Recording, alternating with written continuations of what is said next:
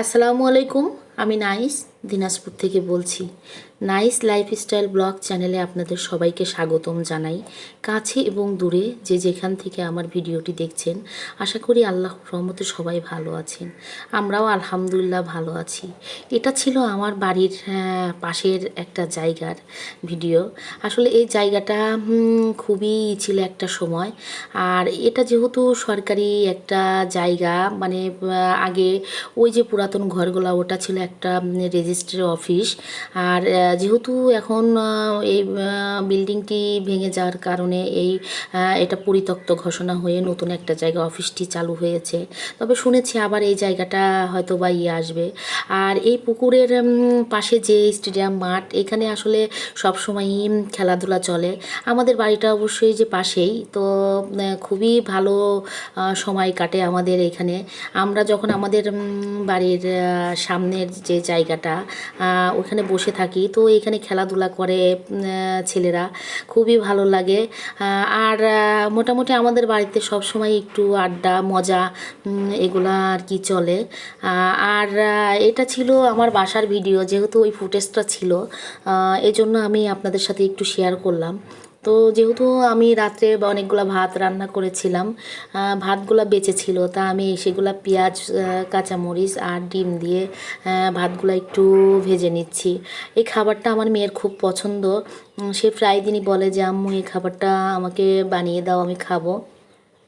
তো মেয়ে বললে আসলে ভুল হবে, আমাদের সবারই পছন্দ। তো যাই হোক, আমি খাবারটা আজকে শর্টকাটে সকালের নাস্তাটা তৈরি করে নিচ্ছি। আর মাঝে মধ্যে আসলে কি মানুষের রুচি পরিবর্তনের দরকার আছে। আর আমিও সবসময় একঘেয়েমি খাবার খেতে খেতে বিরক্ত ধরে যায়। আর এই তো খাওয়া দাওয়া শেষ করে আমি একটু আমার জন্য রং চা বানিয়ে নিয়েছি। আসলে ইদানিং দুধ চাটা একটু কম খাচ্ছি, যেহেতু প্রচণ্ড গরমের কারণে দুধ চা খেলে মনে হয় শরীরের মধ্যে আরও অশান্তি লাগে।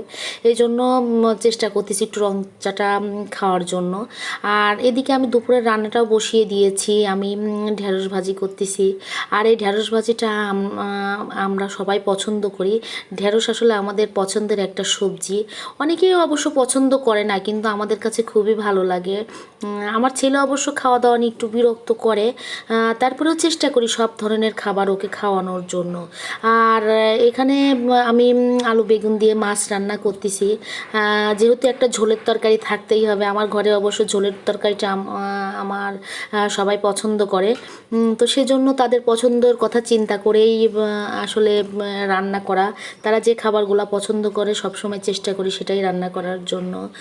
আর যদি আমার ভিডিওটি আপনাদের কাছে কোথাও ভালো লেগে থাকে, তাহলে প্লিজ একটা লাইক দিবেন, কমেন্ট করবেন এবং সেই সাথে আমার চ্যানেলটি সাবস্ক্রাইব করবেন। আর আসলে আমরা কাজ করতে করতে এতটা ক্লান্ত হয়ে যাই যে একটা সময় দেখা যায় যে খুবই লাগে। আর এটা ছিল বিকেলের একটা ফুটেজ। অনুষ্ঠান ছিল, আমার ছেলে বিস্কিট দৌড় দেওয়ার জন্য সে রেডি। সে অবশ্য খেলায় থার্ড হয়েছে, সে একটা ফ্লাক্স পেয়েছে। এটা ছিল তারই ফুটেজ। কিন্তু দুঃখের বিষয় কি জানেন, আমি এখানে অ্যাটেন্ড করেছিলাম অনুষ্ঠানে, কিন্তু আমাদের একটা ভাবি অসুস্থতা কারণে তাকে নিয়ে আমি মেডিকেলে চলে গিয়েছিলাম।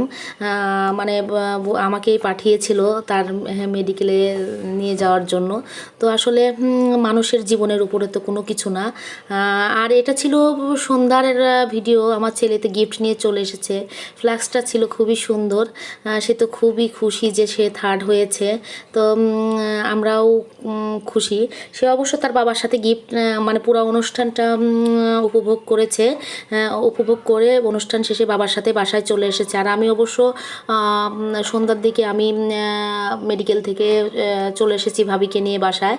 আর এদিকে এই তো নাস্তাগুলো আমাদের দিয়েছিল, সেগুলো তার বাবার কাছেই ছিল, সেগুলোও নিয়ে এসেছে। এই তো আমরা এখন সবাই ভাগাভাগি করে খাচ্ছি।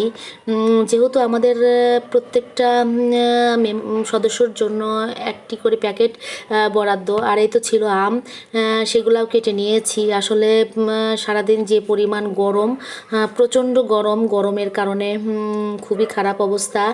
আর এদিকে তো বাড়ি থেকে আম নিয়ে এসেছিলাম, সেই আমগুলাই আমি আপনাদের একটু দেখিয়ে দিচ্ছি।